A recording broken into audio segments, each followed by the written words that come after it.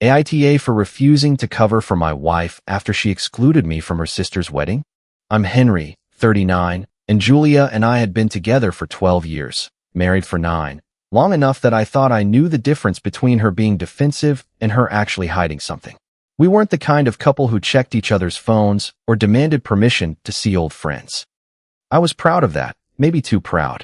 So when her ex started showing up in conversations again because of her sister's wedding, I worked pretty hard not to become the jealous husband she kept insisting I was. Noah had never been some forbidden subject in our marriage. Julia had dated him seriously before she met me, but they had been broken up for more than a year by the time we got together. The way she used to describe it, they had been two people who cared about each other and kept wanting different things at different times. No cheating story, no dramatic betrayal, no secret child, nothing that would have made me think I was marrying someone who still had one foot in that relationship. Julia and I also had an unofficial rule that I used to think was one of the healthier parts of our marriage. If an old partner or a friendship ever made one of us uncomfortable, we would say so. Not demand, not forbid, just say it. The point was that trust worked better when nobody had to pretend they were above having feelings. I wish I could say I followed that rule perfectly when all of this started. I didn't. About 4 months before Rebecca's wedding, Julia came home from a planning dinner and mentioned that Noah was going to be one of Daniel's groomsmen. Daniel had been friends with him for years, completely separate from Julia. That part made sense. I knew Daniel had stayed loosely connected to him, so it wasn't as if Julia had arranged for her ex to be in the wedding party.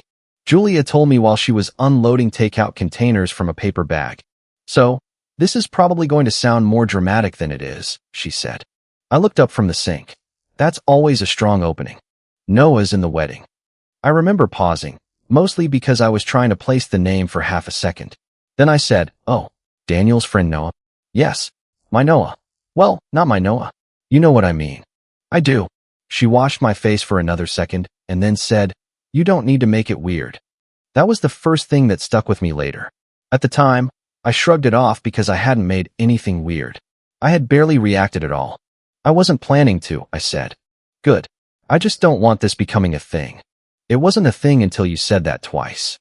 She made a face at me, not angry exactly, and changed the subject to Rebecca changing her mind about table assignments. Then, maybe a month into the planning, Noah's name started appearing outside the obvious wedding logistics. "Noah thinks Daniel is going to forget the rings," Julia said one night while we were making dinner. "That's encouraging. He hasn't changed at all. He still assumes he's the only competent person in a room."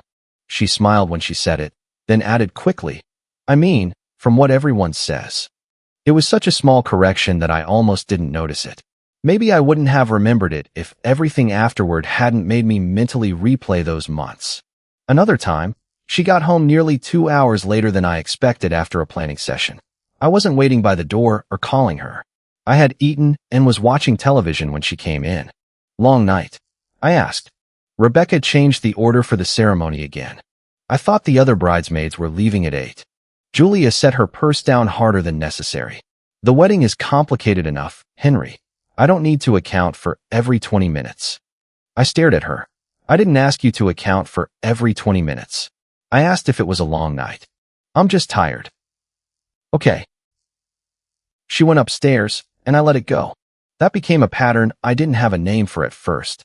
I would ask something ordinary, and Julia would answer the accusation she apparently heard underneath it instead of the question I had actually asked. If I said, "Are you going back to Rebecca's tomorrow?" she would say, "Yes, and Noah might be there, if that's what you're asking." If I asked, "Do you want me to come with you Saturday?" she would say, "I need you to trust me around people from my past." If I said, "You seem distracted," she would tell me I was looking for evidence of something. The strange part was that her defensiveness worked on me. Instead of thinking, "Why is she answering questions I didn't ask?" I started editing myself before I spoke. I didn't want to become the husband who made her ex the center of our marriage. I didn't want her to feel monitored. So I asked fewer questions. That was where my pride got in the way. I had built part of my identity around being the kind of husband who didn't control his wife. Julia knew that because it had been something we both valued.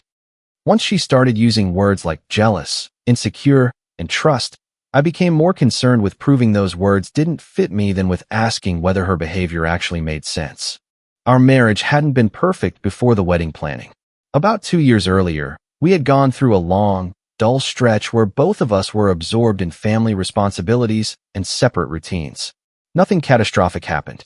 We still got along. We still ate dinner together, made weekend plans, slept in the same bed, remembered birthdays, and handled the practical parts of being married. But some of the warmth had become scheduled. Affection could feel like something we were maintaining rather than something that happened on its own. I had noticed it.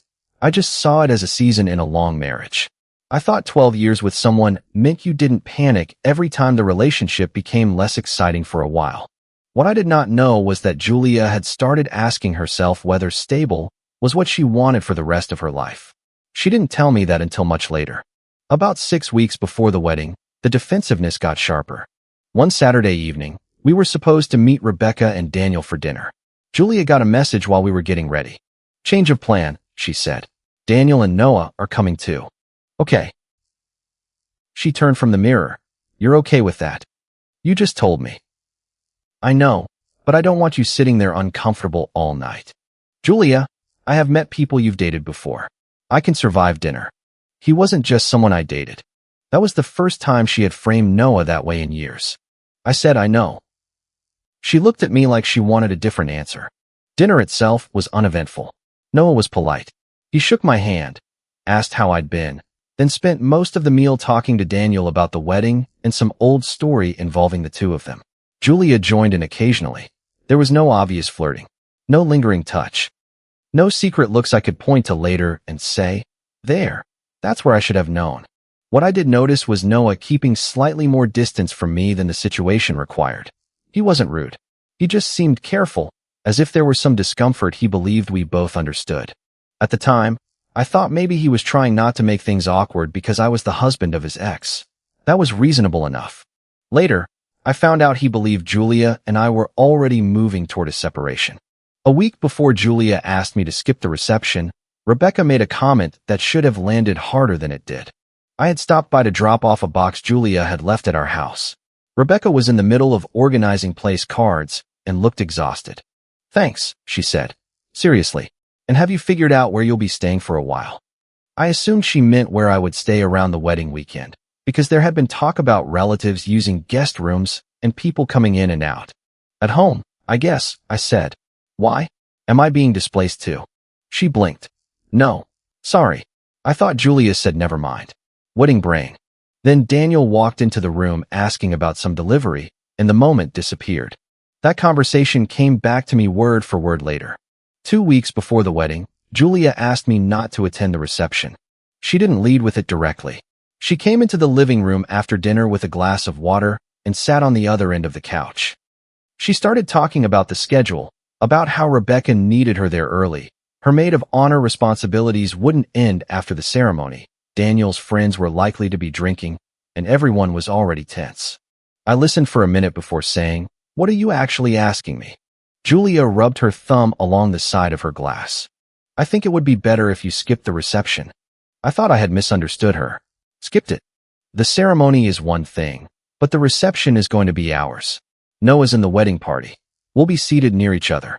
There will be pictures. I don't want to spend the night watching your face every time he talks to me." "Why would you have to watch my face?" "Because I know you. You keep saying that like I've been giving you a hard time about him. I haven't. You don't have to say it. I can tell you're uncomfortable. I'm uncomfortable right now because my wife is asking me not to go to her sister's wedding reception because her ex-boyfriend is going to be there. See? You're already making it about him. You made it about him. He was your first reason." Julia set the glass on the coffee table. "Rebecca has enough going on. I don't want to manage your jealousy on top of everything else. I need one night where I can just do what I need to do without worrying about how you're reading every interaction." That line stayed with me because it was so insulting and, at the same time, so difficult to argue with without looking like I was proving her point. We argued in circles for close to an hour. Not screaming. That almost would have been easier. Julia kept returning to the idea that my attendance would create tension, while I kept asking what tension she was expecting me to create. She never gave me a concrete example. Eventually, I thought about Rebecca. I pictured her learning, days before her wedding, that Julia and I were fighting over whether I would attend because Noah was a groomsman. I knew Julia was already acting as if any resistance from me proved I was going to cause a scene. And I hated the idea of becoming part of Rebecca's memory of the week. So I said, fine, I won't go to the reception. Julia exhaled like she had been waiting for me to become reasonable. I held up a hand before she could say anything. I'm agreeing because it's her wedding. I'm not agreeing that this makes sense. Thank you, she said. That bothered me too. Not because thanking me was wrong, but because she looked relieved in a way that seemed larger than avoiding an argument. For the next 2 days, things between us were cold but functional. Julia was busy. I was quiet. I told myself I had made the mature choice and could deal with how strange it felt after the wedding. Then Rebecca texted me. I was standing in the kitchen on a weekday morning, drinking coffee and looking at my phone before getting on with the day. Her message said, "I'm sorry things are this bad between you two. I really thought you guys would work it out before the wedding." I read it twice. Then I wrote, "What do you mean?" The typing bubble appeared, disappeared, then came back. Julia said you decided to take some space and that you didn't want to come to the reception because it would be too uncomfortable. I didn't want to pry. I just wanted to say I'm sorry. My coffee sat on the counter until it went cold. I wrote, "Rebecca, Julia and I have never agreed to separate." She called me before I could send anything else. Her first words were, "Okay, what is happening?" I was going to ask you the same thing. She told me you two were taking time apart. When? Rebecca hesitated. I don't know. A few weeks ago, before she asked me not to come to the reception? Another pause. Yes, definitely before that. I moved from the kitchen to the table and sat down. My instinct was still to search for an innocent explanation. Maybe Julia had told Rebecca we were having a rough patch and Rebecca had turned that into separation. Maybe Rebecca had misunderstood some vague comment about needing space. So I asked for the wording. Rebecca said Julia had told her that I had asked for distance because we had been struggling, that they were basically giving each other room until after the wedding, and that I might not attend the reception because we both thought it would be easier. She said I asked for that. That's what I understood. I didn't interrogate her, Henry. She's my sister. I believed her. I'm not blaming you. Well, I feel like an idiot. Don't. You had no reason to fact-check whether I knew I was separated. She gave a short, tired laugh, then immediately sounded close to tears. Please don't fight about this at the wedding. I'm not going to. I mean it. I don't want to sound selfish, but I can't handle whatever this is right now. You're not selfish. Don't fix anything today. Get married. I'll handle my marriage. I meant it. But the minute we hung up, the shape of the problem changed. Up to that point, I had been asking myself whether I was being too sensitive about an ex. After that call, Noah was almost secondary. Julia had told her sister that we had made a major decision about our marriage that I had never even discussed with her. And she had done it weeks earlier. That evening, I waited until Julia was home and had changed out of the clothes she'd worn to another wedding errand. I didn't want to launch into it the second she walked through the door, partly because I wanted to hear her answer without starting a huge fight. She was in the kitchen checking something on her phone when I said, "Why does your sister think we're separated?" Julia stopped moving for a second. It wasn't long, maybe half a breath, but I saw it. Then she set the phone down. "What?" "Rebecca thinks we've been separated for weeks. She thinks I asked for space." "What?" Julia's expression tightened. She put a label on a rough patch. "We haven't called anything a rough patch." "Come on, Henry. We haven't exactly been great lately." "That's not what I asked. Did you tell her we were separated?" "I told her things have been difficult, and we were giving each other room. We live in the same house. We eat dinner together. We sleep in the same bed. Until 2 days ago, I thought I was going to her wedding reception. What room were we giving each other? Emotionally." "Did you tell her I asked for it?" Julia's face changed from defensive to irritated.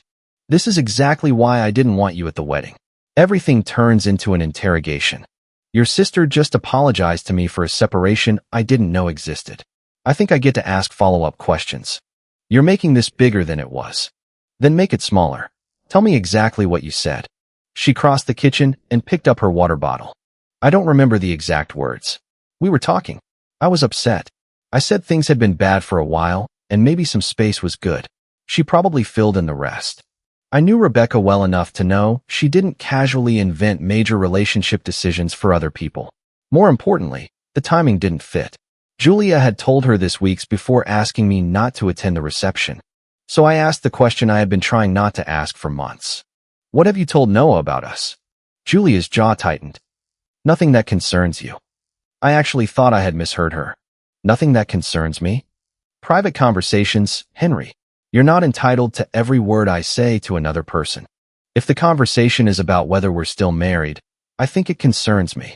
I didn't say we're not married. That's not what I asked. And I'm not doing this right now.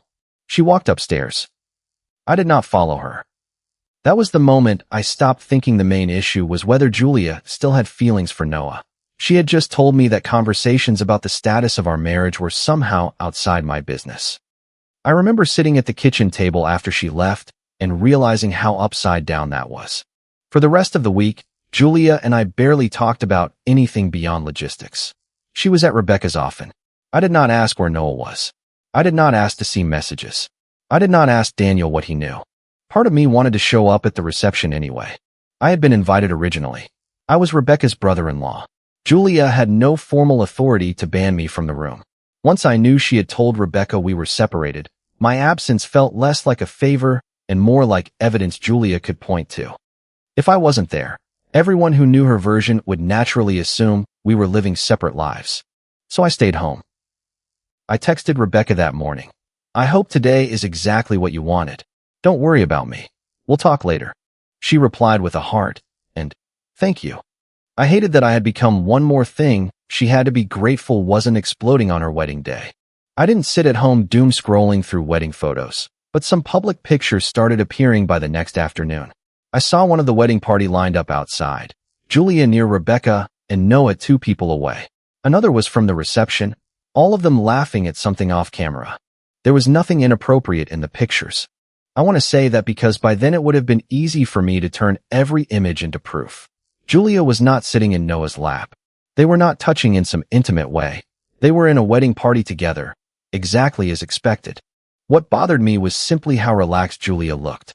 She had told me my presence would make the entire night stressful because she would have to manage my jealousy. Yet the solution to that stress had been to remove me, not to set a boundary with Noah or talk honestly with me. I went to bed still not knowing what she had actually told him. The next morning, I got a message from a number I didn't have saved. Henry, this is Noah. I need to ask you something uncomfortable. Julia told me you two had already agreed your marriage was ending. Is that true? I stared at it for a while before answering. No, we never agreed to separate, and until this week I didn't know she was telling anyone otherwise. He responded about 10 minutes later. Can I call you? I almost said no. I had no interest in comparing stories with my wife's ex like we were two contestants in a situation neither of us signed up for. But I also knew Noah had information I did not. So I said yes. His voice was careful when he called. I don't know what Julia told you about me, he started. Not much lately. Okay, I don't want this to sound like I'm trying to save myself. I believed what she told me about her own marriage. I should have stepped back sooner when things started feeling personal. What did she tell you? There was a pause. That you two had basically been over for months. That you were staying under the same roof because the timing around the wedding was bad, and because neither of you wanted family involved yet. She said you weren't coming to the reception because you both knew it would be easier. I closed my eyes. The details were specific enough that Rebecca's misunderstanding theory was gone. When did she start telling you this? I don't know the exact date. 5 or 6 weeks ago. Maybe a little longer. That matched the period when Julia had become much more reactive at home. I asked, why are you telling me now? He told me that after the reception, he and Daniel had been cleaning up some things and talking. Daniel mentioned that Rebecca was upset because Julia and I apparently were not on the same page about being separated. Noah asked what that meant. Daniel, realizing there was something he didn't understand, didn't give him the whole story. He just said, as far as I know, Henry didn't think they were separated. Noah said he went home and barely slept. I thought you knew, he said. I thought this was already happening. What was happening? Another pause. We were talking more than we should have. I waited. Not physical, he added. I'm not saying that to minimize it. I'm saying that because I don't want to tell you something happened that didn't. But she asked me questions about us. About the past. Whether I ever thought we had ended because of timing instead of because we were wrong for each other. I answered some of them. I wouldn't have if I thought you believed you were in a normal marriage. That last phrase hit harder than I expected. A normal marriage. That was exactly what I had believed I was in. Noah offered to send me the relevant messages, not their entire history. He specifically said he didn't think dumping months of private conversation on me would help anyone, but he wanted me to see the parts where Julia had described our marriage because those were the parts that had shaped his decisions. A few minutes later, 3 screenshots arrived. The first was from a conversation about why Julia seemed unhappy. Her message read, "Henry and I have basically been over for months. We're just not making announcements before Rebecca's wedding." The second was about the reception. Noah had apparently asked whether my absence would cause family drama. Julia replied, "He won't be there. We both know it's better this way." The third was the one I reread the most. Julia had written, "Do you ever think we got the timing wrong all those years ago?" Noah had replied that he had wondered about it before, but didn't know what thinking about it now was supposed to mean. Julia wrote, "Maybe nothing. Maybe we talk after the wedding when everything is quieter and see if it still feels like something." There was no explicit sexual content, no plan to get a hotel room, no confession that they had already kissed.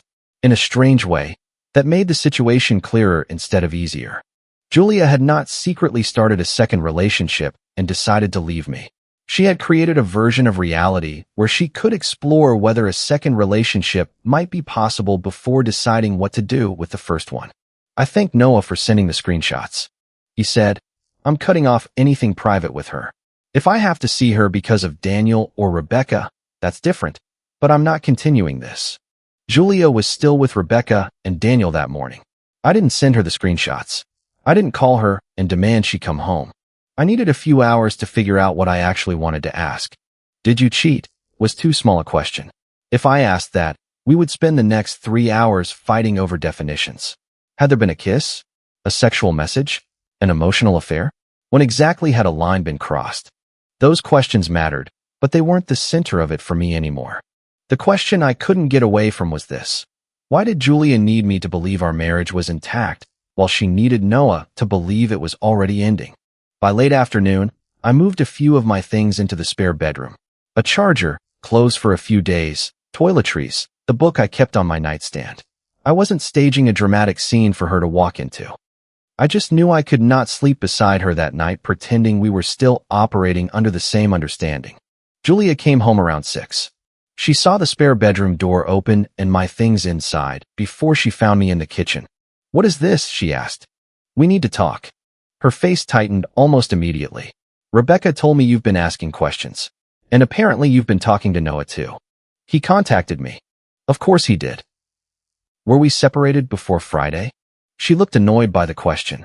"No, you know we weren't." "Then why did Noah think we were?" That stopped her. She looked at me for a few seconds, then said, "I don't know what he thinks. He thought we had agreed the marriage was ending." "I never said that." "You told him, Henry and I have basically been over for months." Her face changed. Not into guilt in some dramatic movie sense. She just stopped trying to look irritated and became very still. "He sent you private messages?" "The ones about my marriage, yes." "That's unbelievable." "No, Julia. What's unbelievable is that I needed your ex to tell me what you were saying about us. You're making this uglier than it was." "I'm not asking what it looked like. I'm asking what you told him." She turned away and walked to the other side of the kitchen. I was trying to explain where my head was. By telling him our marriage was already over?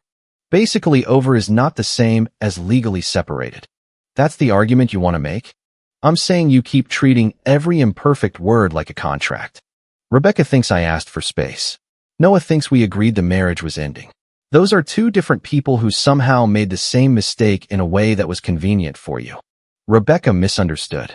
She remembers you telling her 3 weeks before you asked me to skip the reception. Julia opened her mouth and then closed it. I said, "And Noah? Did he misunderstand this too?" I repeated the line about us being over for months. She leaned against the counter. I didn't know what I was feeling. It was the first answer that sounded remotely true. "Okay," I said. "Then why didn't you tell me that?"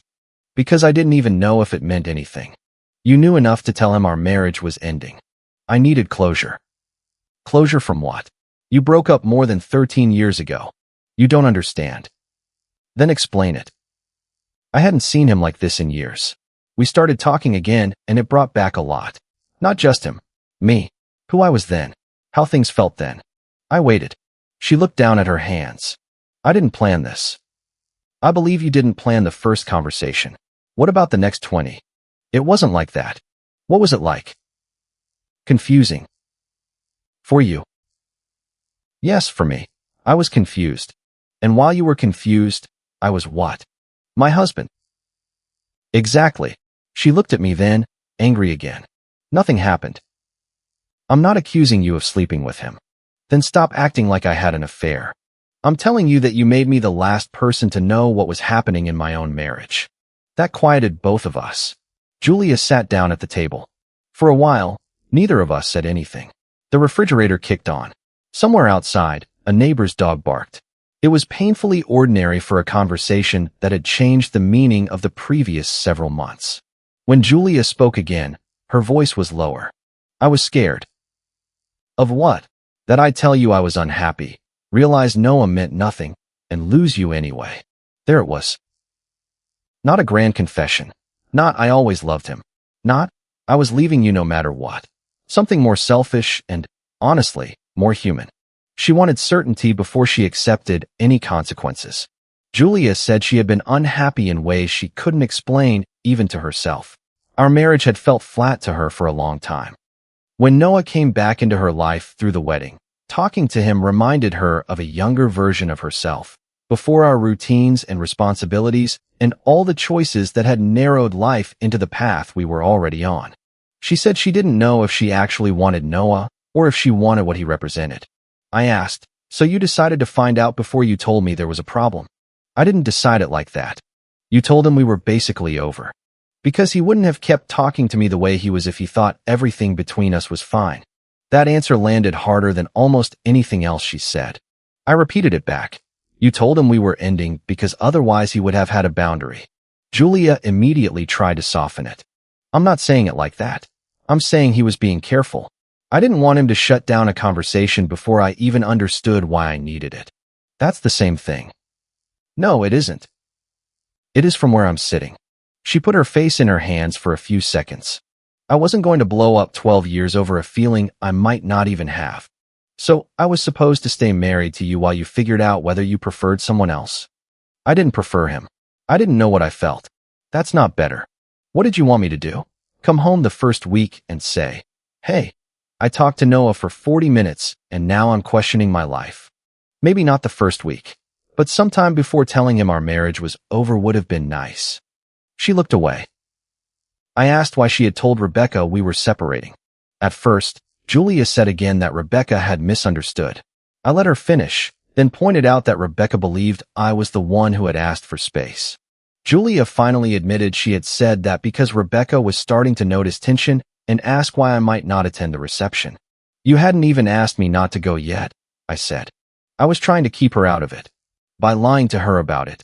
I didn't want her worrying that there was going to be drama at her wedding. So you told her we were already separated, which made my absence look normal. Julia didn't answer. That was the second layer of it. The lie to Rebecca had not just protected Julia from awkward questions.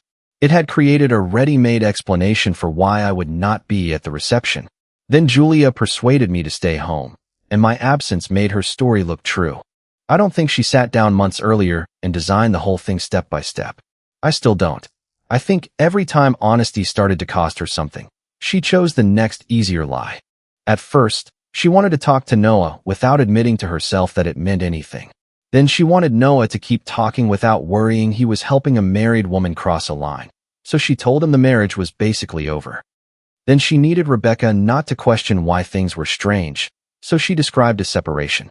Then she needed me out of the reception, so she turned my potential reaction into the problem. Each choice protected the one before it. She cried then. Not theatrically. She just sat there crying and saying she had made a terrible mess and didn't know how to fix it. I was angry, but I wasn't happy to see her broken down. This was still Julia. This was the person I had shared 12 years with. I knew how she took her coffee. I knew which side of the bed she slept on and how she got quiet when she was actually scared instead of angry. Seeing her hurt did not feel like justice. It also did not make the problem go away. Eventually, She said she would cut Noah off completely. She said she would tell Rebecca she had misunderstood. She said we could start over, be honest, maybe even admit we had been drifting for longer than either of us wanted to face. I told her I wasn't ready to decide whether the marriage was over. For a second, I saw relief on her face. Then I said I needed us to separate for real. What does that mean? She asked. It means I'm staying in the other room for now. It means we stop pretending we're fine. It means we don't act like a married couple while I decide whether I still want to be one. So you're punishing me? No. I'm protecting the part of this decision that still belongs to me. She started to say my name. I said, you already told everyone we were separated. The difference is, this time I get a say in it. I regretted how sharp that sounded almost as soon as I said it, but I didn't take it back. We agreed not to make any major announcements immediately. Rebecca had just gotten married. Daniel didn't need to be pulled farther into it. I wasn't interested in calling Julia's relatives and giving them a presentation on what she had done. Noah had already said he was ending the private conversations. Julia asked me specifically not to tell Rebecca the details of the messages. She deserves to remember her wedding as her wedding, she said. Not the weekend my sister blew up her marriage. I understood that. Rebecca had already been dragged into more than she asked for. So I told Julia I would not send Rebecca anything or bring Noah into a family argument. I said if Rebecca asked me directly, I would not lie, but I wasn't going to initiate a campaign to clear my name. For about 3 days, I kept that promise exactly as intended. Then Rebecca called me. She sounded guarded. Can I ask you something without this becoming a whole thing? You can ask. Julia says you're spiraling over some old messages and treating them like proof she cheated. I closed my eyes. Rebecca continued. She said you contacted Noah, got screenshots without context, and now you're using the wedding to make this into something bigger than it was. She also said you think I was part of hiding it from you. I don't know what I'm supposed to believe anymore. That was the moment I stopped protecting Julia's version for the sake of quiet. I said, I'm not asking you to take sides, but I'm not going to let you think I invented this. Rebecca was silent. Did she tell you I asked for a separation? Yes. I didn't. Did she tell you why she thought we needed one? She said you'd been distant and that you wanted space. That wasn't true either. Henry, I already know you disagree about that. I'm not asking you to trust my interpretation. I'm going to send you 2 screenshots. Not everything Noah sent me. Just 2. Read them, and then decide whether you want to be involved any further. I could hear her breathing on the other end. Okay, she said. I sent the first screenshot where Julia said, Henry and I have basically been over for months. The second was the exchange where Julia asked Noah whether they had gotten the timing wrong and suggested they talk privately after the wedding to see whether it still felt like something. I did not send the message about the reception. I did not send Noah's apology. I did not send our argument. I did not add commentary underneath the screenshots. Rebecca took several minutes before she called back. When she did, she sounded exhausted more than angry. She told me you wanted space. I know. She told me that before she asked you not to come. I know. So when you stayed home, it made the story look true. Rebecca swore quietly. Then she said something I remember because it summed up her position better than any big speech could have. I believed her because she's my sister. I didn't think I needed to fact-check whether you knew you were separated. You shouldn't have had to. Did she use my wedding to get time with him? I don't know how much of that was planned. I know she wanted me out of the reception and told Noah we both agreed it was better that way. Rebecca was silent again. I said, I'm not asking you to confront her for me. I'm not doing anything for you right now, she said, and there was enough frustration in her voice that I almost smiled. I'm trying to figure out how much of my own week was based on something she made up. That was fair. Later, Julia was furious that I had sent the screenshots. You promised me you wouldn't drag Rebecca into this. I promised I wouldn't volunteer details. Then you called her and told her I was spiraling. I told her you were upset. You told her the messages were old and harmless. They were being taken out of context. Then you gave her another false context before she could ask me. Julia accused me of wanting her family to turn against her. I told her I had sent 2 messages to one person she had already involved. You made me part of a story I didn't know about, I said. I'm not going to keep lying by omission so that story stays comfortable for you. The immediate aftermath was quieter than people probably expect from a story like this. No one staged a family intervention. Julia's parents did not call me to apologize. Daniel did not punch Noah. Rebecca did not disown her sister. Noah sent Julia one message telling her he did not want to continue private contact. Julia showed me that one voluntarily because she wanted me to know it was over. His wording was straightforward. He said he had entered those conversations believing her marriage was already ending, that learning otherwise changed the situation for him, and that any future contact should be limited to normal social situations involving Daniel or Rebecca. That was it. Daniel stayed friends with Noah. I thought that was reasonable. Noah had made choices I would not have loved even if Julia had truly been separated, but he had not knowingly inserted himself into an intact marriage. Daniel's friendship with him was older than any of this. Rebecca stopped calling Julia every day for a while. Their relationship had always been close, and the distance was noticeable. Rebecca did not tell me much about it, and I did not ask. Once, a couple of weeks later, she said, "I'm not choosing you over my sister. I'm just mad that she made me part of a lie." I said, "You don't have to choose me over her." And I meant that too. Julia had the hardest time with Noah's decision to step away, not because she suddenly declared he was the love of her life, but because his withdrawal removed the thing she had been trying to preserve. She had wanted time to understand whether the old connection meant anything before risking our marriage. Once the truth came out, she lost the chance to conduct that experiment on her own terms. At first, she kept returning to one point. Nothing physical happened. The first few times, I answered it directly. "I know." "Then why does it feel like you've already decided I did the worst possible thing?" "Because that's not the issue I'm trying to solve." "How can it not matter?" "It matters. It just doesn't erase what did happen."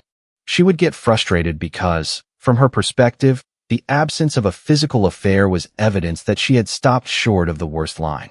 For mine, she had crossed a different line earlier. One evening, maybe a month after the wedding, she said, "I need to know what you think I actually did. Not the dramatic version. The actual thing." I thought about it before answering. "You had doubts about our marriage. That's not the betrayal. You had feelings you didn't understand about Noah. That's painful. But I don't think people control every feeling they have. The problem is that you decided you needed to test those feelings before telling me the marriage was in danger. To make that possible, you told him our marriage was basically over. Then you told Rebecca we were separating. Then you asked me to stay out of the reception so the two stories wouldn't collide." Julia looked down at the table. "I didn't think of it as testing him. What did you think? See if it still feels like something meant." She didn't answer right away. Finally, she said, "I thought if I knew it was nothing, I could stop thinking about it. And come back to me without me ever knowing you were close to leaving." "I wasn't close to leaving. You were close enough to tell someone else we were over."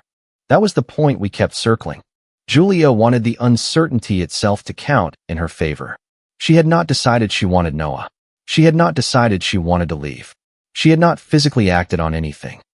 In her mind, those missing decisions meant there was still a version of events where she had merely handled a confusing period badly. I could understand why she saw it that way.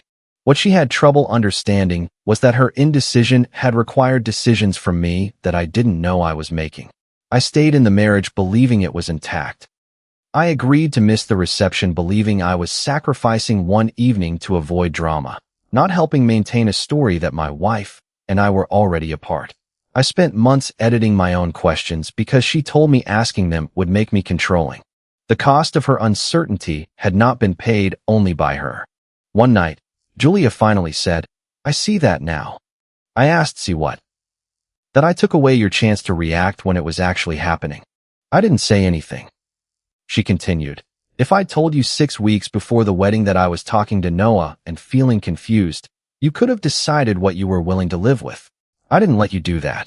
It was the closest she came to saying the thing I needed her to understand without me feeding her the words. I wish that understanding had fixed more than it did. I had been comfortable. I had seen routine and assumed routine meant security. I had noticed Julia withdrawing at times and often responded by giving her more space because that was my default way of being respectful. There were conversations I could have started earlier about whether we were both still happy. I had my part in the distance. What I did not have was a part in the lie. That distinction mattered to me because Julia sometimes blurred the two when she was scared. She would say, "We both let the marriage get here," and I would agree. Then she would use that agreement to move toward. So we both made mistakes, which was also technically true, but too vague to be useful. Yes, we both contributed to a stale period in our marriage. No, we did not both tell other people we had secretly agreed to end it. Those were not interchangeable failures. About 2 months after the wedding, Julia asked if we could sit down on a Sunday afternoon. By then we were still in separate rooms, but the house no longer felt like a place where every sound meant another argument was coming. She had been quieter for a few days. When we sat at the table, she said, "I want one real chance." I knew what she meant. She said she was not asking me to forget. She said she would accept whatever boundaries I needed around Noah, even though Noah was no longer contacting her privately anyway. She said she would be honest if she ever felt disconnected again instead of hiding it until she had an answer. She said 12 years should count for something. I agreed with the last part. 12 years counted for a lot. That was why the decision hurt. I had spent those 2 months expecting that if Julia said the right things and showed enough remorse, some internal alarm would switch off. I thought I would wake up one day and trust would feel possible again. Instead, I noticed something different. I was no longer worried that she was secretly talking to Noah. I believed she wasn't. I wasn't checking her phone. I wasn't wondering whether she was meeting him. That suspicion had mostly faded. What had not returned was the assumption that, if Julia faced another crisis about us, I would be the first person she told the truth to. That was more fundamental. Marriage, at least the marriage I wanted, could survive attraction to other people, periods of distance, ugly conversations, even serious doubt. I believed that then and I still do. What I could not figure out how to rebuild was the basic understanding that both people get to know what relationship they are actually in. Julia had been allowed to privately decide that our marriage was basically over for the purpose of talking to Noah, while still expecting me to behave as a secure husband at home. She had given herself both versions at once, and given me only the one that kept me cooperative. I looked at her across the table and realized I did believe she regretted it.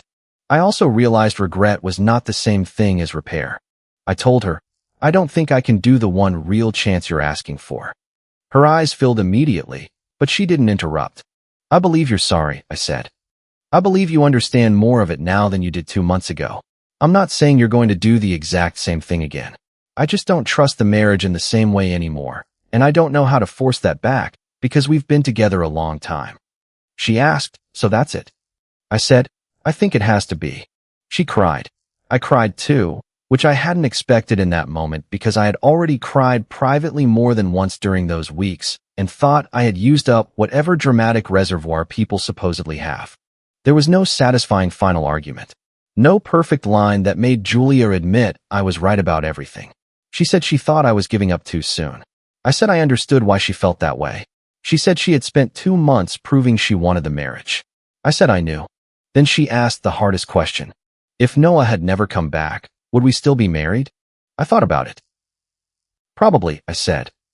That hurt both of us. Because the answer didn't mean Noah was the cause. It meant the weakness in our marriage might have gone unspoken for years if nothing had forced it into the open. Maybe we would have repaired it eventually. Maybe we would have stayed comfortably disconnected. There was no way to know. What I did know was that Noah's return had not required Julia to lie. That part had been a choice. We agreed to end the marriage without turning that afternoon into a discussion of every practical step.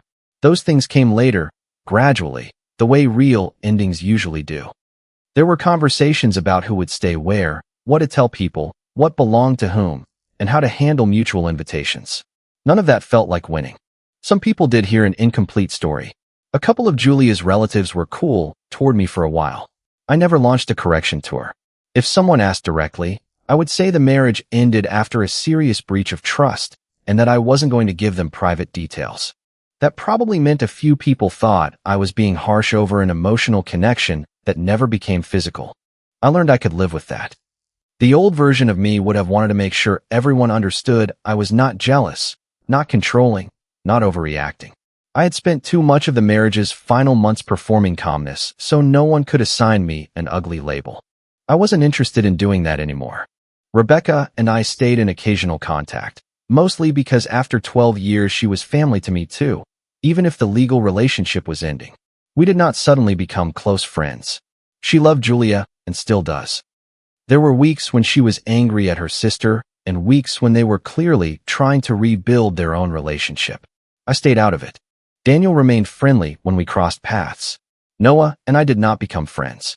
We exchanged exactly one message after the divorce decision, when he heard through Daniel that Julia and I were ending things.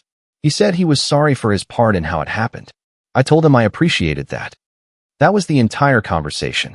Months later, after enough time had passed that an invitation no longer felt like a political statement, Rebecca texted me about a small dinner she and Daniel were having. A few people, nothing formal. Her message said, "I want you there. No one needs to manage anybody." I read it twice and laughed a little. Not because the whole thing had become funny. It hadn't. But I knew exactly what she was referring to, and the line landed differently coming from her. I went. There was no dramatic reunion. Rebecca hugged me at the door, Daniel handed me a drink, and we talked about ordinary things. Julia wasn't there. Nobody gave a speech about the divorce. Nobody asked me to explain myself. At one point I looked around the room and thought about the reception I had agreed to miss because I was so determined not to be the difficult husband. Back then, I had treated disappearing as proof that I was secure enough to trust Julia. That night at Rebecca and Daniel's, I didn't need to prove anything. I was simply invited, and I showed up. If you liked it, don't forget to leave a comment and support the channel by subscribing. See you in the upcoming stories.